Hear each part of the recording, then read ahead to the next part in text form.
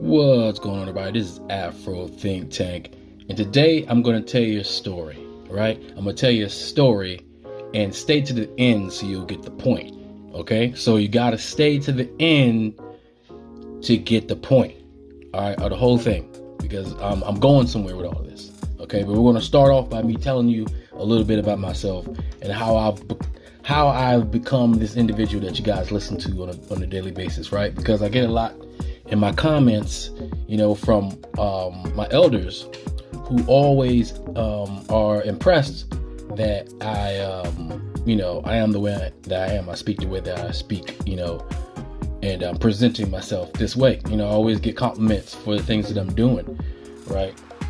And I do appreciate it. And that's really, that's my thing, right? That's like, that's my payment. As far as I'm concerned, knowing that the thing that I'm doing is appreciative. That's why I don't ask for donations and things like that, because I know it's hard out here. Like, we all struggling. I've been broke just like the rest of y'all, right? That's how I feel.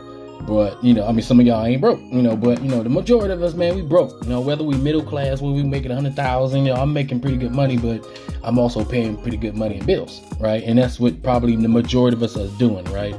And we know there's reasons for that, right? So, with all that being said, how is it that a guy like me, speaks the way I speak, and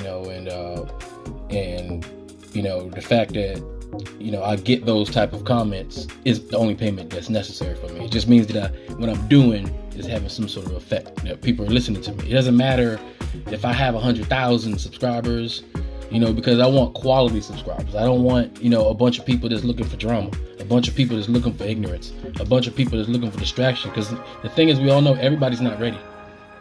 When it comes to like being woke for real, everybody's not ready, and everybody's not on the same level, and everybody has to get there their own way, right? At the end of the day, everybody's not going to get there at the same speed.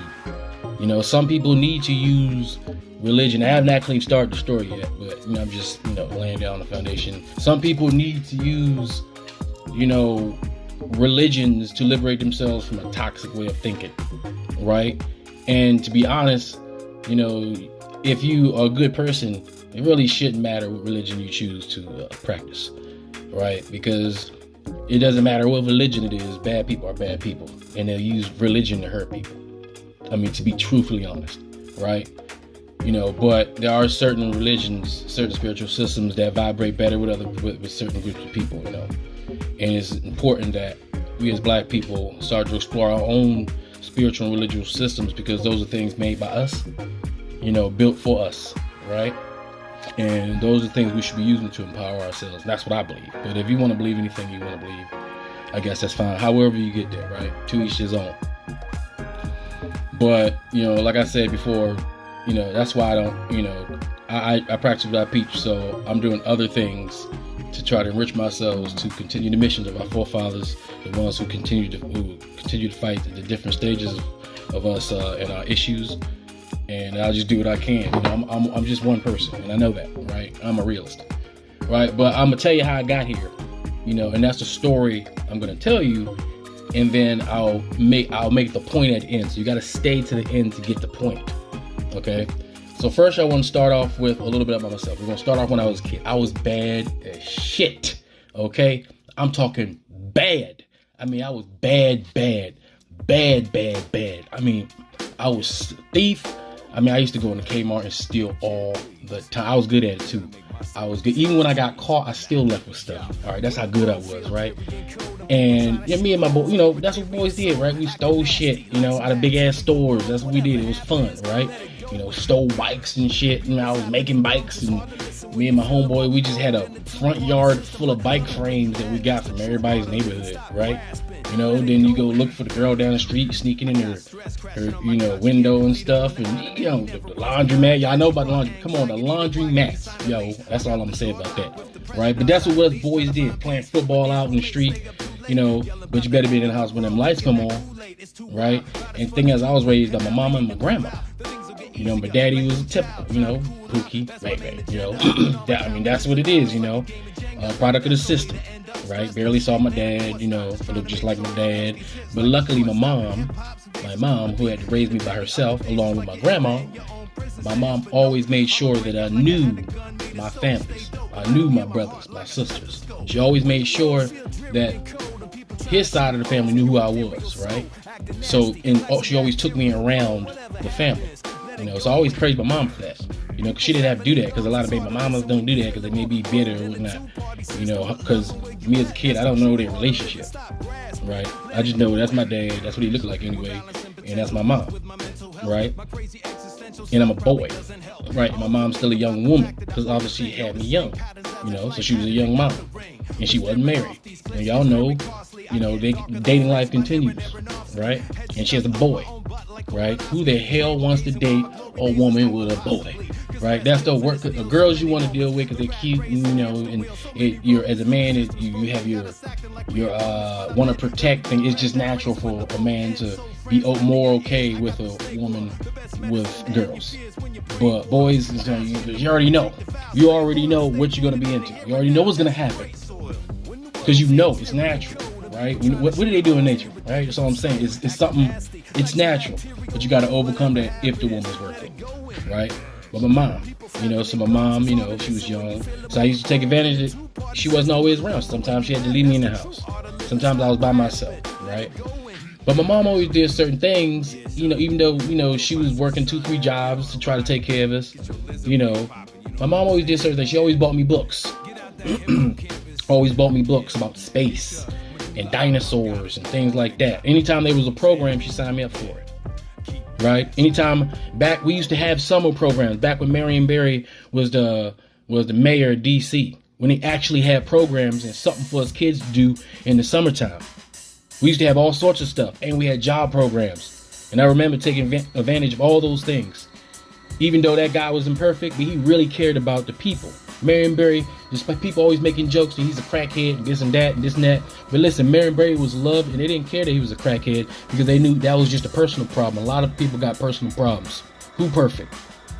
Right? We actually cared about us. Marion Barry truly and honestly cared about us. And he was Democrat. He was a black, imperfect Democrat who did drugs. But he actually cared about the community. And when he was the mayor, it was great. It was great because people had things to do. Summer camps. Everybody was going to Camp Schmidt. I remember I was a recipient. I used to get free lunches and summer programs and after school programs. Everybody could get buses and the buses picked it up on time and all that stuff. So I remember those benefits coming from Marion Barry. All right. But as such, I wanted, even though I didn't have a father figure, I knew about my grandfather. He wasn't around, but I heard about him. And my grandma, she was super strong, real strong. She came back from the 30s. She's seen a lot. And my grandma didn't play. All right. She had a whole bunch of brothers and sisters, big, huge family. Right. We talking about back in the day. That's when they used to have 17 brothers and sisters. Right. And my grandma was mean, man. She was whoop, but she was stern. She worked for the government. So she used to work for the government. When ladies got work, ladies, they work for the government. Because I'm in Washington, D.C. Black people been working for the government and running the government for decades. We know how to run government. That's why we in there, right? That's what we do because this is the center of power and control. Who do you think owned slaves? The people who were the center of power and control. Who lives out in the country? The low-wage workers, the peasants, right? The ones out there. But who lives in the cities where all the money is? And whoever owned slaves, where did slaves go? Where did Africans go? Most Africans only went 100 miles from where their ancestors were previously enslaved. We all pretty much live 100 miles from our plantation, all of us. We're still here, so they use us because we're here. Right? So that's the experience that my grandma, being a government worker, had. So she was very knowledgeable. And my grandfather was a war veteran. He went all over the world. He went to Vietnam, so he fought in that. He had to deal with all that stuff over there.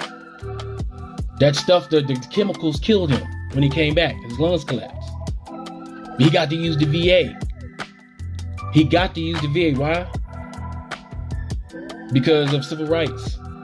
Because of civil rights, my grandfather got to use the VA and buy a house in Washington, D.C. Black man. The whole neighborhood did. Everybody full of veterans. All of them.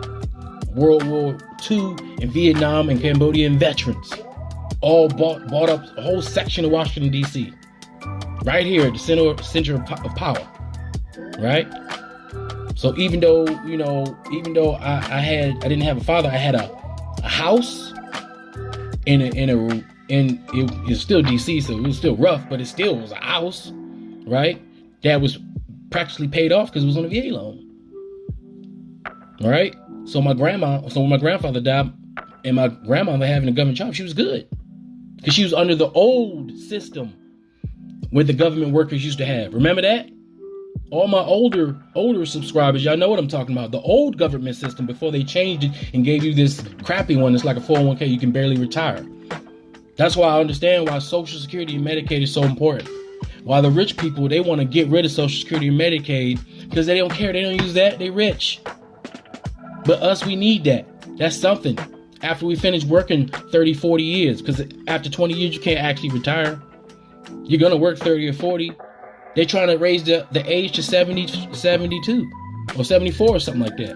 If we lucky enough to make it to that age, then what? What can we retire or stop working now? You can live the rest of your life and do what? But they don't care because they're living their life now while we're all slaving over. Right?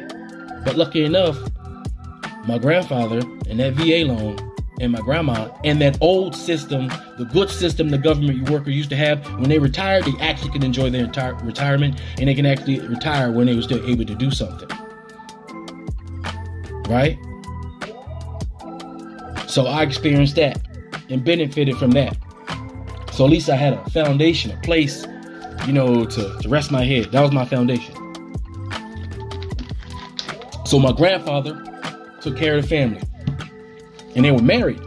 So I appreciate marriage between a man and a woman because that union created the foundation for my entire family.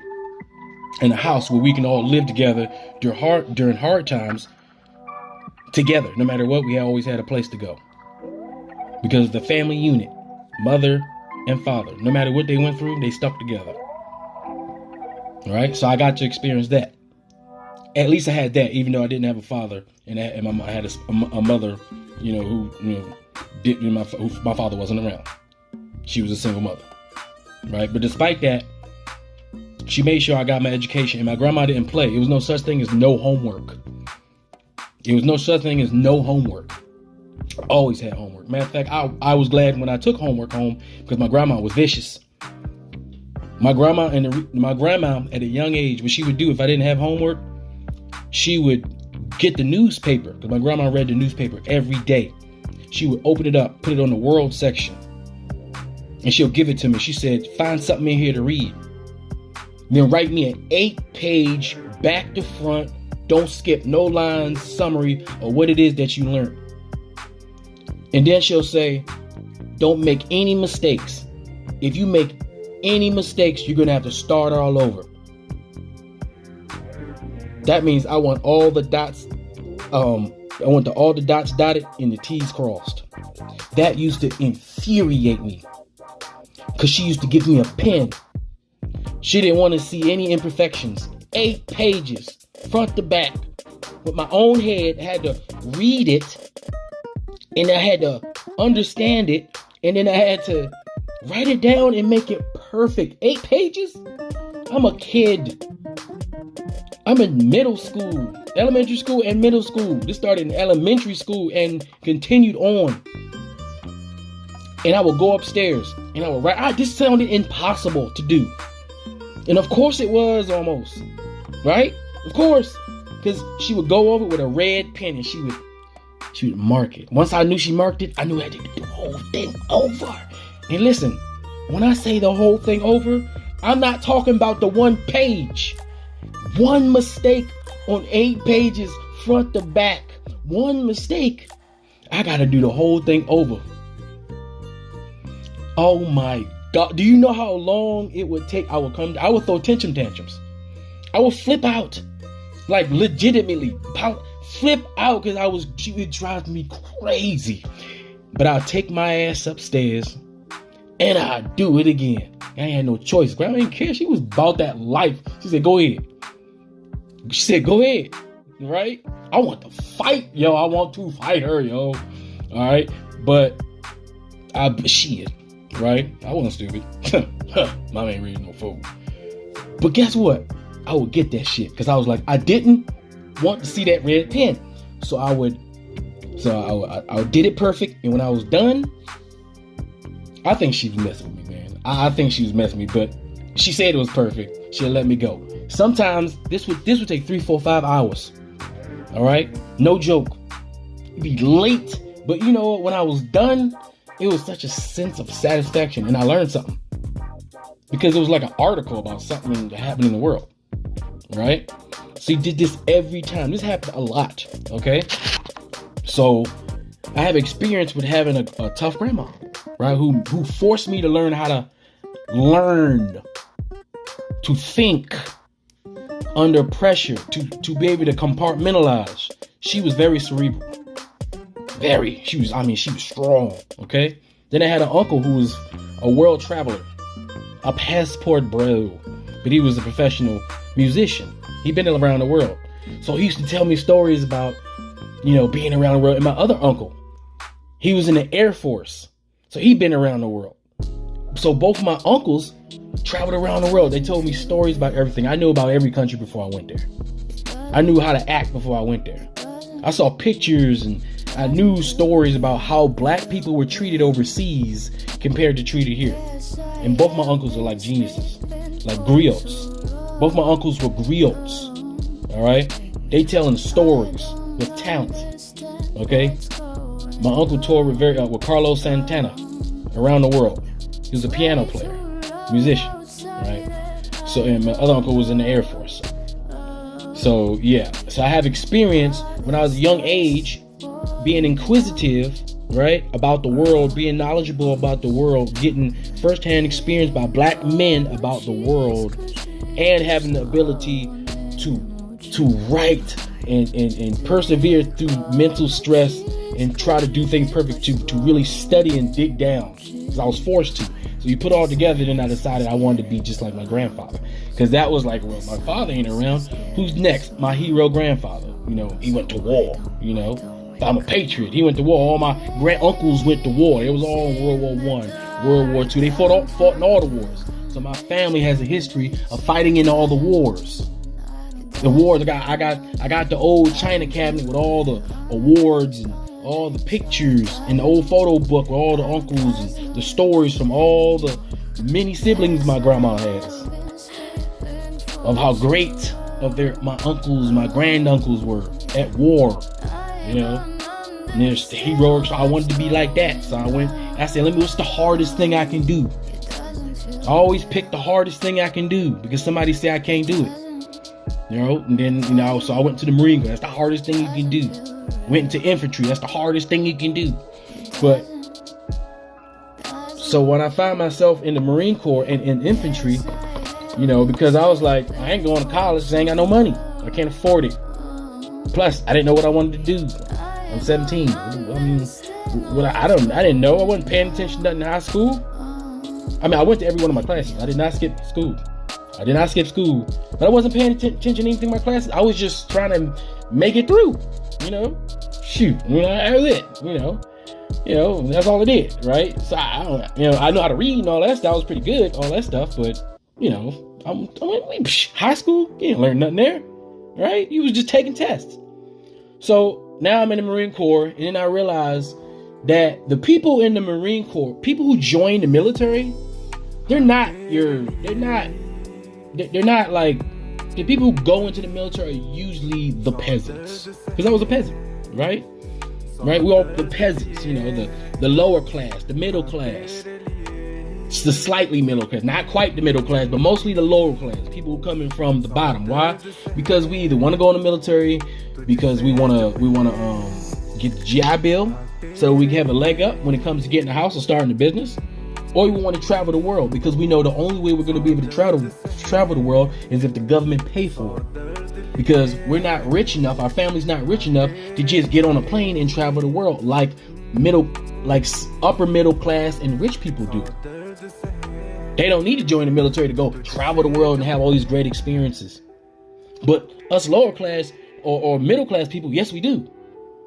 I mean, or we can go on that one vacation on a cruise every year if we can just get off work for like a week. Remember, they give us, I think out of a year, we only get like a week or two. Come on. That's crazy. You tell them we're not slaves? You know, sometimes they gave slaves some times off, you know. Did you know that? Yeah, they got some times off. Just like we still get some times off now. Right? So, in the military, everybody who's down here, they go in because this is an opportunity to get a leg up in society. So that means you're going to get people from everywhere in America. From every part that we have people going through the exact same thing.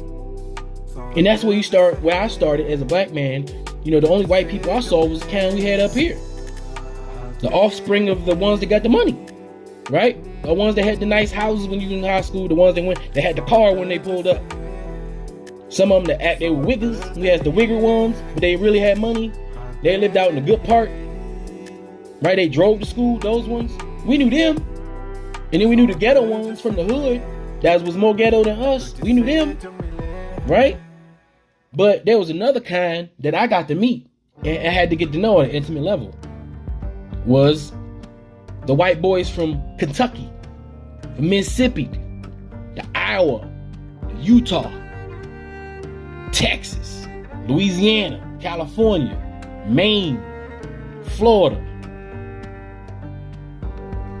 Minnesota, Washington State, Arizona, South Dakota, North Dakota. White boys from there, they way different. They way different. Of course, I got to meet some POCs I ain't never meet.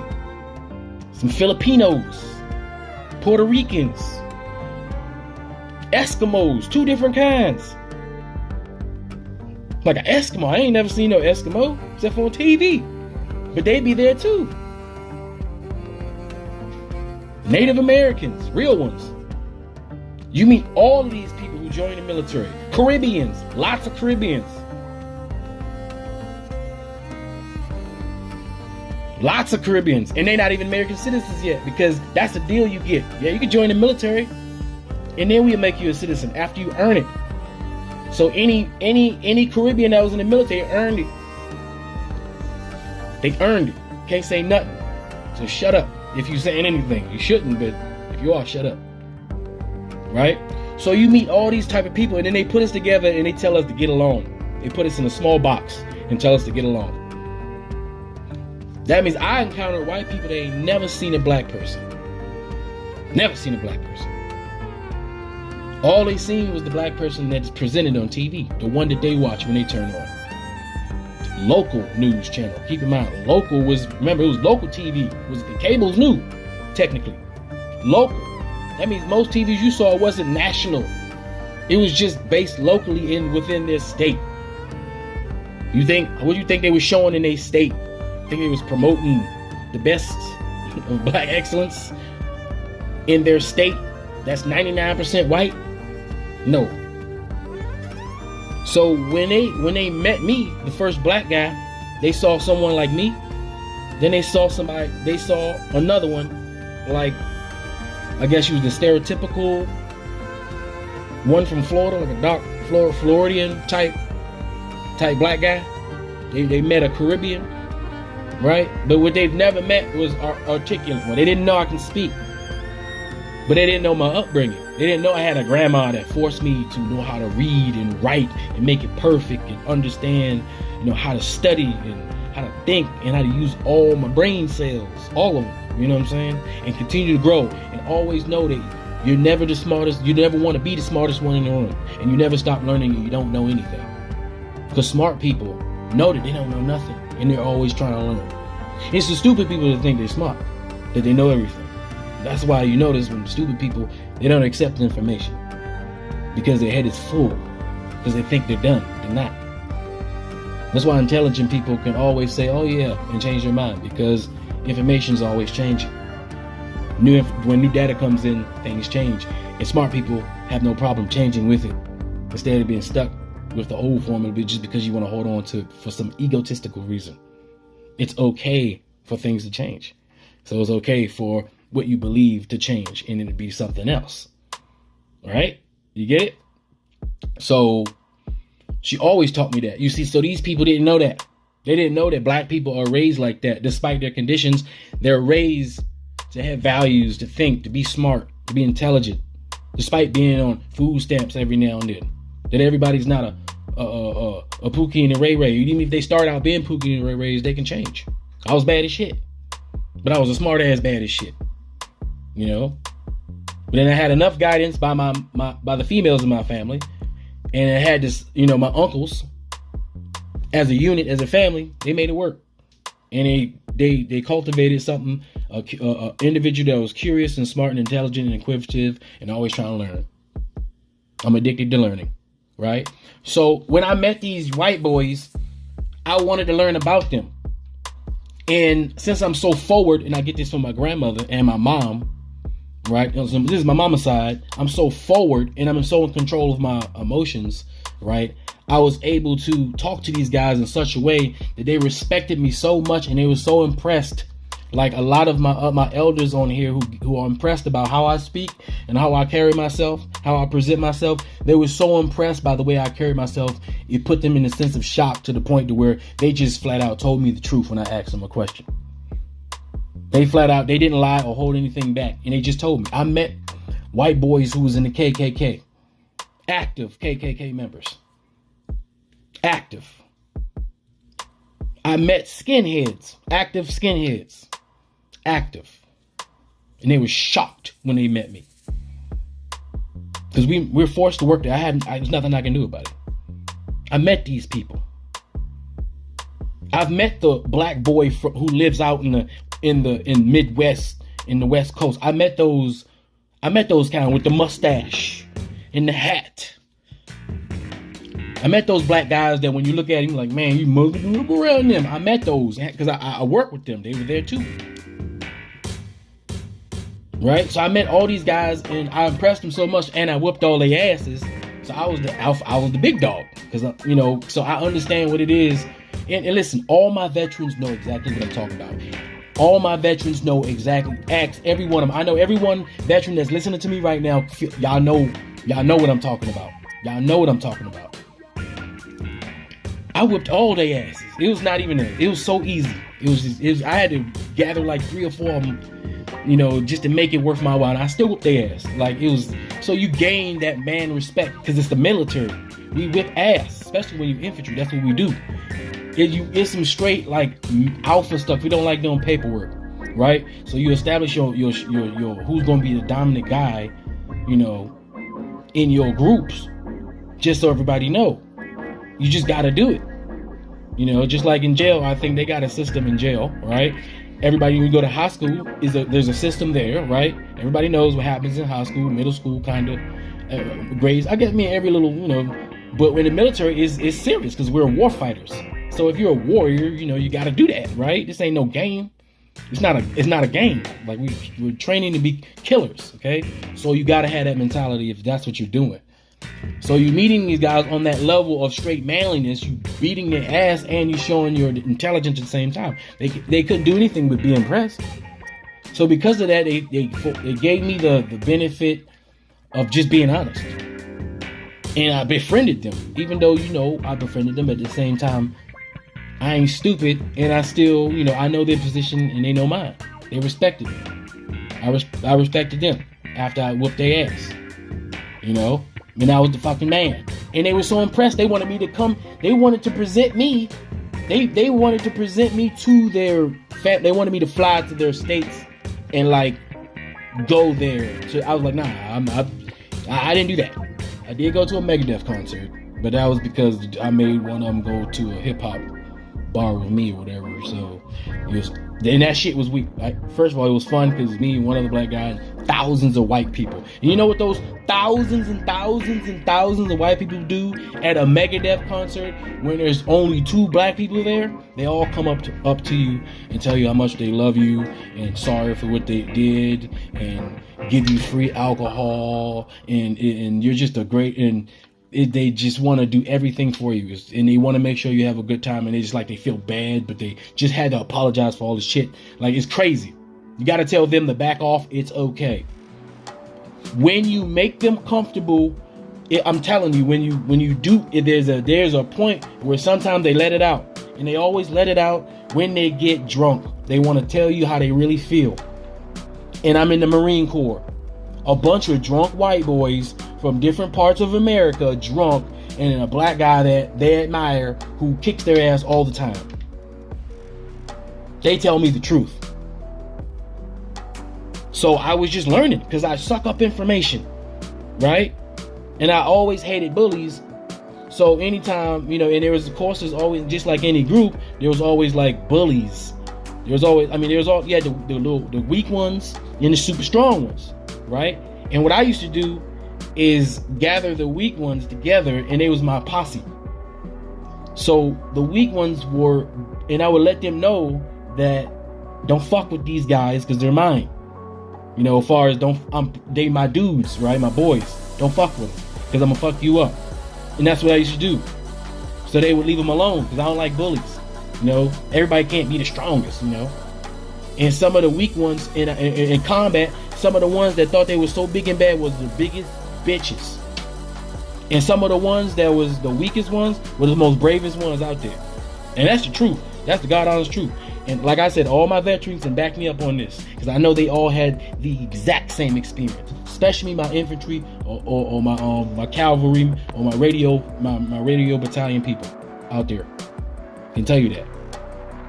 So because of my upbringing and my soaking up of information and me like truly gathering all this information from these guys, I learned a lot about these white boys.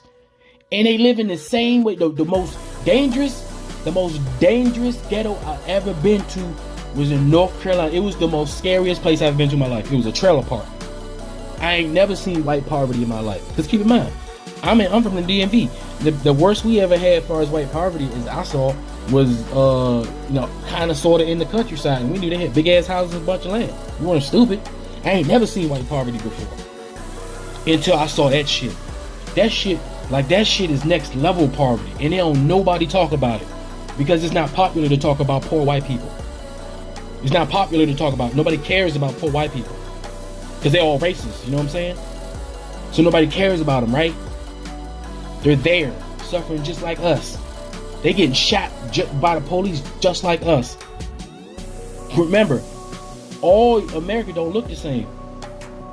When you go to like North Dakota and all that stuff, you go way out in Minnesota, those are the ones that's the country cowboys that got the, on the Texas, they the ones that got the country cowboys with the pastures with the, out there. They the ones who got the good old boy cops that know the family and shit and that's gonna not do nothing. But there's parts of America where it's just poor white people in cramped places like cities and ghettos, just like us, that they never talk about, in trailer parks. Just the worst conditions. Drugs, gangs, they shooting each other. I mean, like, they don't even talk about it on the news. That's what I'm saying. That's part of the propaganda. They only talk about Chicago all the time. Chicago and their violence. Chicago is not even on the top 10 list of most dangerous places with the most shootings. How many times do I gotta say this in my videos so people to understand this? That's why when the Republicans are always talking about Chicago, they focus on Chicago because Chicago was one of the first one of the cities that was founded by a black man. It's a symbolic place. That's why they always focus on Chicago. Plus, there's a lot of black people there, and that was a place where black people were very, very prominent. It's a sore spot for white supremacists. That's why when anything bad happens in Chicago, they talk about Chicago, but they don't want to talk about the rest of America that deal with higher levels of violence in predominantly white neighborhoods, in white ghettos and trailer parks. Biker gangs are gangs for real. Neo-Nazi gangs are gangs for real. And neo-Nazis kill and shoot each other. They just hate us. But they don't got none of us to fight. Y'all gotta remember, most of these Nazis and these militias and all these people, these are gangs, and they fight each other and kill each other like actual gangs. They don't have enough black people to actually fight. That's why the dude had to travel 10 hours to go all the way up to Buffalo, New York to find some black people to shoot. He drove 10 hours. These people live far. They kill each other. That's the gangs that they don't talk about. That's the stuff they don't talk about on the news. That's why everybody focuses on black people like we are the mascots for violence.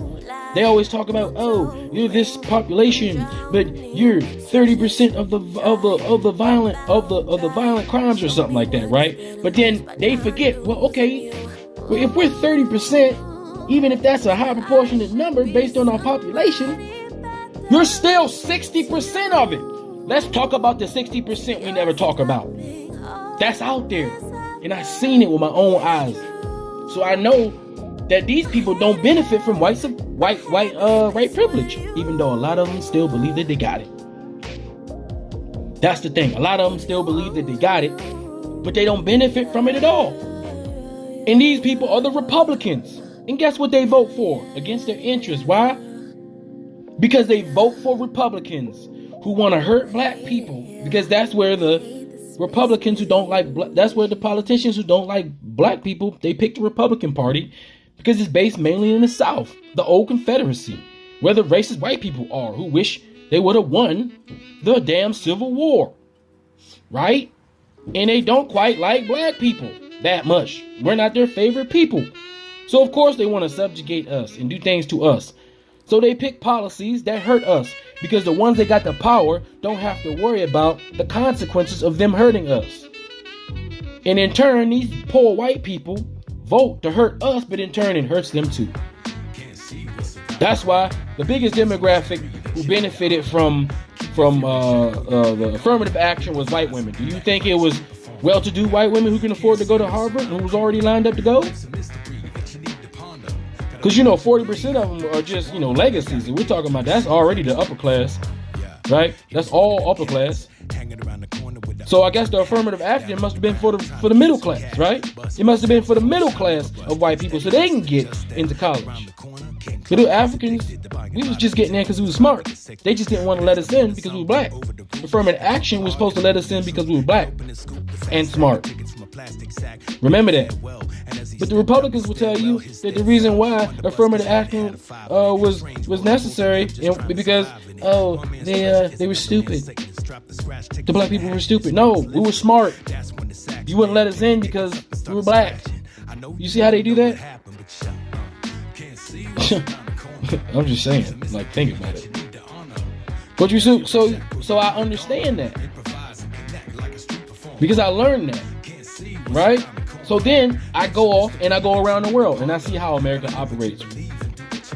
I participate in how America operates. I see things that people here don't see. I saw the difference between what we were doing and what they were saying on the TV. So I've actually experienced that, and all my veterans can back me up on that one too. I saw how a black person was treated in another country after they got to know who we were. Because there's a different type of what you call racism over there compared to the American racism. You see, overseas, the American racism is not really actually racism, it's ignorance. Because they believe the same thing that they see on TV that's presented to the white people in the rural areas on TV that's also presented to us on TV. That we're dangerous, gangsters, and we ain't shit. And a lot of us believe that we ain't shit. And they say we'll never make it. And they say stuff like, we ain't never gonna do anything. And they say we can never do anything. And they give up. Or they capitulate to white supremacy to try to get a bigger butter biscuit. If you can't win, join in. That's their philosophy. They don't want to fight. You know what I'm saying? So, my experience is actually seeing it in real life. Seeing what war looks like. You know what a war does to a man? That shit don't stop when you done. Ask all my war veterans out there. That shit don't stop when you done, when you come back. That shit never stops. It does something to you. Why you think so many veterans come back and kill themselves? Ain't nothing we did over there was cool. It's cool on TV because it's for fake. But when it's for real, it's totally different. That's why I can empathize with what's going over there in Ukraine as a soldier. I know how horrible that is right there. What's happening over there? What them guys are being forced to do? They didn't even choose to go do it. You see, because I signed up to go to the military. So I can't blame nobody but myself for the experiences that I experienced. But those guys didn't even get to choose. Like Vietnam, they ain't get to choose. They're getting forced, right? Do you know right now that when they see what they ain't tell you on CNN? That's right. So what they ain't tell you on CNN is that when they evacuated those places after Russia attacked, they only let the women and the children go. They told the men they had to stay and fight. No, they just can't leave. They don't have a choice. The men don't got no choice, but the women can go. So half the population is being forced into a meat grinder. A meat grinder. It's disgusting, right? It's disgusting. But I also, because I have connections in the military and I know what's really going on because I'm in that world, I know how bad it was in Yemen and how we just pretended like it wasn't happening. None of the news networks even talked about it. But it was worse than this. Millions of people died over there. Millions. And they pretend like it didn't happen. That's why they want you to look over here. They want you to turn right and look at Africa because they don't want you to know the carnage that's happening over there. But if you look at other news sources, you'll see what's happening over there in Ukraine and Russia.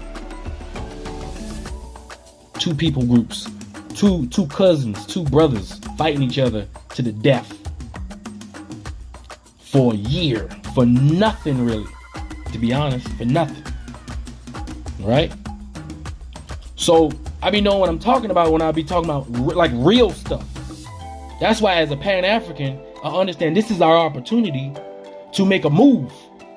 Like for all the people who want to make a move, this is it. Europe is weak. France is going down. Why do you think all of a sudden them European countries want to give back artifacts and stuff? The age of information has dislodged their ability to control the people because they don't control information now. Remember, white supremacy is not real. It doesn't exist. You need propaganda to propagate white supremacy. Once information comes along and people start to become more knowledgeable about Africans and African Americans, and we're more highlighted and our accomplishments start to come out because information flows like water. Facts can't be hidden. Lies are temporary, but facts always finds a way. Once people know, they have a different perspective. Then white supremacy disappears. And then we gain our respect. This is time to make our move, to go get our piece of the pie, to go reclaim the thing that was taken from us, from those who want it, and for those to make a better life in a place that we built, that our ancestors built with their lives. We don't have to give up America, but we need to go get our piece of Africa, our motherland. You can take it both. Be global, Pan-African, global African. Be like the European. You know, they got places and vacation homes in Europe, right? They go back and forth, spend half the year over here and half the year over here, living the luxury life. You can do that too. Go home and then go home. You don't have to give up your American citizenship, your American house, your American way of living. But you can go get some of that Africa that was taken from you. Go have your second house over there.